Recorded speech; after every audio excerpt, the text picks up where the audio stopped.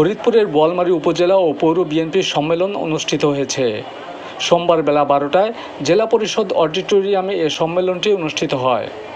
সম্মেলনে প্রধান অতিথি হিসাবে উপস্থিত ছিলেন ফরিদপুর জেলা বিএনপির আহ্বায়ক সৈয়দ মোদারেস আলী ঈসা।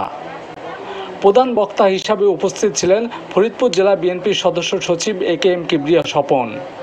জেলা বিএনপির যুগ্ম আহ্বায়ক আফজাল হোসেন খান পলাশের সভাপতিত্বে এবং বিএনপি নেতা শামীম হোসেনের সঞ্চালনায় সম্মেলনে অন্যান্যের মধ্যে বক্তব্য রাখেন কৃষক দলের কেন্দ্রীয় কমিটির সহসভাপতি ও সাবেক এমপি খন্দকার নাসিরুল ইসলাম, জেলা বিএনপির যুগ্ম আহ্বায়ক জুলফিকার হোসেন জুয়েল, বোয়ালমারী উপজেলা বিএনপির সাবেক যুগ্ম সম্পাদক শামসুদ্দিন মিয়া ঝুনু প্রমুখ। দীর্ঘদিন পর বোয়ালমারী উপজেলা বিএনপির সম্মেলনকে সামনে রেখে গত কয়েকদিন ধরে নেতাকর্মী ও সমর্থকদের মাঝে ব্যাপক উৎসাহ উদ্দীপনার সৃষ্টি হয়। সম্মেলন শুরুর আগে থেকেই বিএনপির বিভিন্ন স্তরের নেতাকর্মীরা মিছিল নিয়ে সম্মেলন স্থলে উপস্থিত হন। সম্মেলনে জেলা বিএনপির নেতারা বলেন, ক্লিন ইমেজের ব্যক্তিকে বিএনপির দায়িত্ব দেয়া হবে।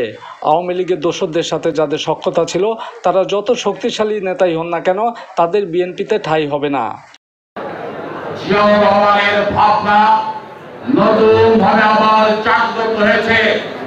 আওয়ামী দুঃশাসনে যে কারণে এই দেশের মানুষ আওয়ামী লীগের বিরুদ্ধে আন্দোলন করেছে, আওয়ামী লীগের দেশান্তর করেছে, নেতা কর্মীরা বাড়ি ঘর পালিয়ে সমাজচ্যুত হয়েছে।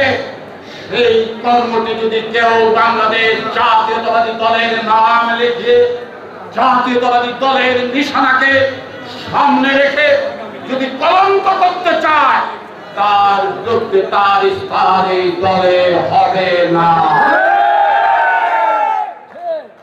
9 মাস পরে অনেক কথা শুনছেন, কারো আশার ক্ষেত্রে বাধা নাই, কিন্তু কর্ম কি করতে হবে? বাংলাদেশের মানুষের প্রত্যাশিত পথ আওয়ামী লীগের দুষ্কর্মের পথ নিজেকে পরিহার করতে হবে। তারেক জিয়ার নির্দেশিত পথে নিজেকে সঠিক কর্মী হিসাবে দলে অংশগ্রহণ করতে হবে।